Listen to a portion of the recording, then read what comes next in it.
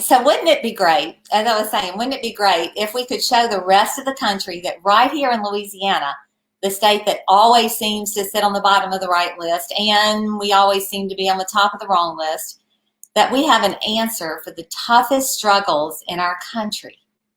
So before I introduce the project that's going to shine a bright light on Louisiana, let me share a quick overview of our programs. Many of you know Manners of the Heart through our work in the local elementary schools. You may have heard of the Maryville stories, where wise old Wilbur and his buddies live in an idyllic little town, teaching children life lessons that they carry into adulthood. Or maybe you've read our parenting book Bill referenced, Raising Respectful Children in a Disrespectful World, or perhaps you've even attended one of the Business of Manners trainings. But what you may not know is that the message of Manners of the Heart reaches far and much deeper than what you see on the surface. Let me show you what I mean. It has been proven through a university research study that schools who implement Manners of the Heart with fidelity can expect to see a 30% reduction in discipline referrals, while other schools not implementing Manners of the Heart see a 28% increase in discipline problems. There's a 44% decrease in emotional issues such as fearfulness and nervousness. There's also a 34% decrease in peer social problems such as bullying. And all of this leads to a 15-point gain on their school performance score. And this really came as no surprise to us because we know at Manners of the Heart that educating the heart opens the mind to instruction. Rick Hamilton, an instructor at the Visual and Performing Arts School, said, and I quote, "You can teach children to do math, you can teach children to read, but without Manners of the Heart, you cannot instill the desire to learn, the desire to succeed." It is true, Manners of the Heart has the key that unlocks the heart of a child to the whole world around them. Well, let's talk about our family workshops for just a minute. At the end of those workshops, the most common comment I hear from parents is, well, I thought I was doing everything the experts told me to do, but somehow my children are not turning out as I'd hoped. My family structure is just not working. But now I know what's wrong. It's because we were working toward building self-esteem when what we really need and what our children need is self-respect. And what about those business and manners trainings? I am so pleased to say that 2 years ago, before as COVID is hitting, our training took two of our favorite folks, some car dealerships in Dallas, to the #1 rating nationally in customer service and satisfaction in their respective divisions. You can see by the photos here, we have a lot of fun in the business and manners training, and then sometimes we really get down to some tough business. So we are making progress. We are in schools and homes and businesses that subscribe to the principles of Manners of the Heart. But our fractured culture makes it all the more difficult. In fact, living in today's society has actually become detrimental to our health. I'm sure you would agree. The truth is, the pandemic isn't the only threat to our wellness. Look at these devastating statistics. 64% increase in antidepressant drug use between 1999 and 2019. That's even pre-COVID. 40 million adults in the US over 18 are affected by an anxiety disorder. And very sadly, suicide has become the second leading cause of death among 10 to 24-year-olds. 1 in 6 children, ages 6 to 11, has been diagnosed with a behavior disorder. In a recent parent survey conducted by Manners of the Heart, 89% of parents shared they were fearful of how their child will be treated in the world. I want to repeat that. 89% of parents were afraid of how their children will be treated in the world. This is where Manners of the Heart steps in. Long before COVID and the struggles of 2020, Manners of the Heart was working to encourage our community to take a fresh look at how we interact with each other and how we educate and parent children. After 20 years in the heart education business, Manners of the Heart finds itself paving the way toward a critical dialogue on respect. You know, it seems as if all the years and all the work leading up to this point in time have really only been preparation for the important work yet to come. In the classroom, children are being prepared successfully to meet the life's challenges. And we're doing that by giving them a deeper understanding of respect. We're helping them see that giving respect is the first step toward gaining respect, that giving it comes before gaining it. And that is especially true in the face of disrespect. Well, we believe it's time for our society to follow suit. And I hope that we can all agree, for a community to thrive, mutual abiding respect must be the foundation. So, today, I would love to give you a very first peek at the project that Bill mentioned and that I hinted toward at the beginning of the presentation. This is a project that we believe will truly become a social movement, birthed right here in Louisiana, that will spread across our nation. And as you can see, it's called Champion of Respect. And it's going to officially launch May 1st. But I was so pleased today to have that opportunity to share it with the Rotary Club first and let you get a little insider's picture of it.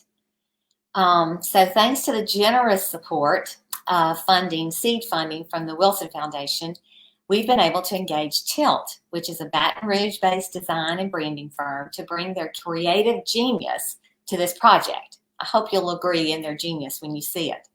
As with everything we do at Manners of the Heart, we always turn first to Louisiana companies.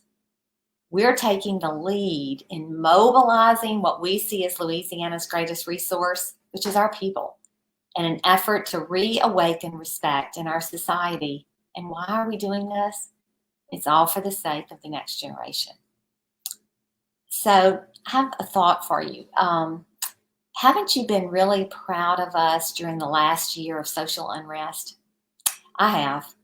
As difficult as it has been, and as heartbreaking as it's been, Louisianians have not fallen prey to the violence that so many other areas in our country have experienced. It's not that we don't have a lot to learn, and it's not that we don't have a lot to work through. We certainly do. And it's not that we haven't experienced our own tragedies. Yes, we certainly have. But what I believe makes Louisiana different is that we have not allowed any of it to tear us apart. And as I've been thinking about why is that so true, I really believe it's because underneath it all, we have a deep, abiding respect for one another. Here in Louisiana, we want all of our children to succeed. We want them to grow up and become all they're meant to be. In Louisiana, I believe, like no other place in our country, here we know how to build a cohesively diverse, let me say that again. We know how to build a cohesively diverse community that learns from each other, that doesn't ever feel the need to destroy each other. Who better understands that and lives that out than Louisianians? At Manners of the Heart, one of our a mantra we have is that we believe that one day we will see a world where the attitude behind the action reflects respect. While this concept may at first seem a bit idealistic, a lot of people say, really, Jill? Change does become attainable through the realization that respect begins and extends from one's immediate circle of influence. As others see what we do, they emulate what we do, and it begins to spread. The good can spread just as fast as the bad can spread. We will achieve sustainability as the pervasive message of respect takes root in the hearts and lives of our citizens, and we begin to create a new legacy for those who come behind us. So the true call to action through the Champion of Respect is a commitment to live out the values that title implies, is to choose respect, to be a champion of respect, to promote respect in all of our daily interactions. So our deepest desire at Manners of the Heart is to birth this movement right here in Louisiana as a bright light of hope for the rest of the country to follow. Well, this movement has to be and is a grassroots effort. It's a grassroots effort to encourage all of us, as I said, to choose respect. And now how are we going to do it? Well, we're going to promote it through media support from creative billboards. Lamar has already stepped in with such generous support. These amazing creative billboards, which will change out constantly, giving a different message and reminders and hopefully a reawakening of respect that we've lost. Radio spots, many of you may hear our daily spots currently aired on iHeart, our Manners Moments. Those will continue with even more robust numbers and spill out across into other networks. Television commercials, there'll be print ads. Julio is so graciously stepped up, and you'll be seeing it in 225. You'll be seeing it in the business report, bus bumpers, social media posts, Facebook, Twitter, Instagram, you name it. It's going to be everywhere. And all of this is going to be constantly fueled, constantly ignited by each of us. So how are we going to start this? First, we're going to turn to businesses. We're going to turn to the businesses to push out the initial awareness. We're going to do that by hand delivering 250 business toolkits to the businesses all around in the capital region. So I do want to mention, if you'd like to be one of those first recipients to help us get this started, you can visit championofrespect.org. Which is launching today. You're going to get to see a little touch of a preview of it today. And you can send an email to info@mannersoftheheart.org. Again, that's info@mannersoftheheart.org, and just say, I'd like a business toolkit, and we'll add you to the list. So what's in that toolkit, so you can understand what's coming? Well, the toolkit consists of posters and signage that you see here for your business, and all of it promotes the business and the message of respect. And we're doing it in a lighthearted way, but hopefully it packs a powerful punch. We're offering also an outstanding training called Respect in the Workplace, and that will be available to help businesses and nonprofits and organizations create a culture of respect right where they are. So I hope you like what you're seeing. Tills has done an incredible job with taking this message and presenting it in a way in really attractive materials that can be posted all over your business. And you'll see here's another one, how to plant respect. Today I can choose to hold the door open for someone else. You know, it's the little things that make such a difference, isn't it? One of the things we firmly believe at Manners of the Heart is that if we do enough little things right, we'll create something wonderful. Just as when we neglect enough little things, terrible things begin to happen, which is where we are today. So in addition to the business toolkits, we do have something for everyone, for all of us, for young and old alike. We've got t-shirts and decals and more, and all of these are with that message of respect. We're asking you to become a champion of respect. I love the I love the muscles. I love the muscles on our champion, right? And you know what's interesting about respect? The more you give respect, especially in the face of disrespect, the stronger you become. Because with every incident, when you give it, especially in the face when you're not getting it, in the face of disrespect, you gain more self-respect. So I love the muscles on our champion respect fella. Schools, I don't want to leave our schools out, of course. Schools have the opportunity to become schools of respect as well in their classrooms and all across their campuses. And a school doesn't have to be a Manners of the Heart school, not at all. We want every school to participate and become a champion of respect. We have some wonderful trainings that we can do for the teachers and the administrators in the schools, all based around respect. What does it look like to truly create a culture of respect on a campus? We have the training, as I said, that goes across every adult on campus so that children begin to hear the same language with every interaction they have with any adult on campus. So we're really excited to be able to do that for the schools as well, because this is where this all comes back to. And so I want to circle back to the schools for a minute. As I mentioned earlier, why do we do all this? Everything we do at Manners of the Heart, everything we do is for the sake of the next generation. One of those things I believe with my whole heart is that each and every one of us are responsible for what we do during our time here on earth to make the world a better place for our children and for their children. And you know, for those of us in my age bracket with grandchildren behind me, I really firmly believe we're the ones who've really got to step up and really embrace this, because our children are busy making a life for our grandchildren. So I firmly believe it's critically important that we do this work and we participate in this moving us back and reawakening respect as the foundation for how we converse with one another and how we go about living life together.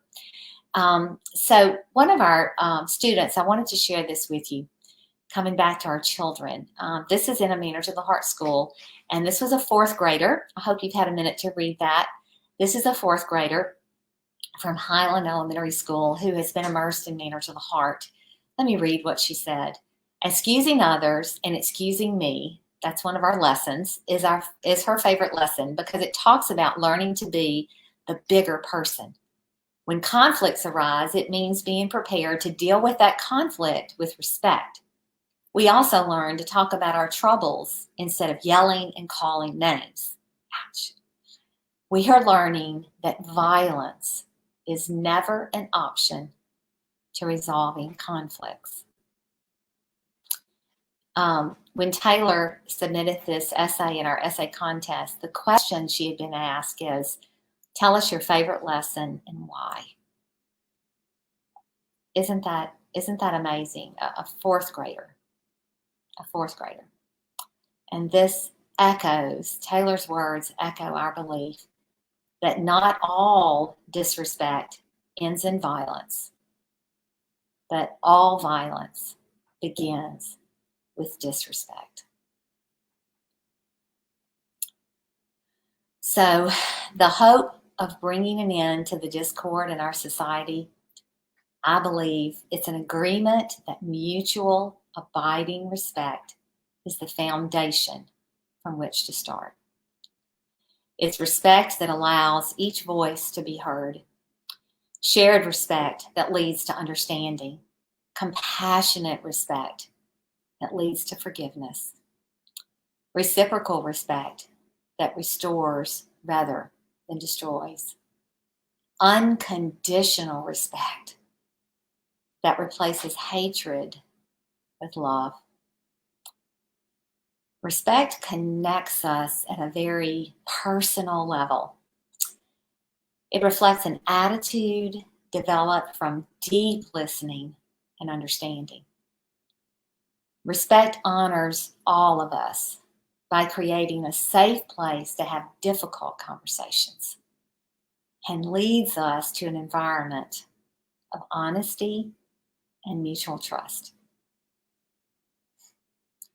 A champion of respect shows the next generation how to resolve conflict in a way that moves us forward as a cohesively diverse community. I just love that thought. A cohesively diverse community. I think that's one of the greatest aspects of Louisiana. We've always had a diverse culture. We always have. And we've always loved each other. And we appreciate our differences. And we want to learn from each other and understand each other. And I believe it's in a way very different than anywhere else in the country. That's why, to me, this just makes so much sense that this would be birthed out of Louisiana.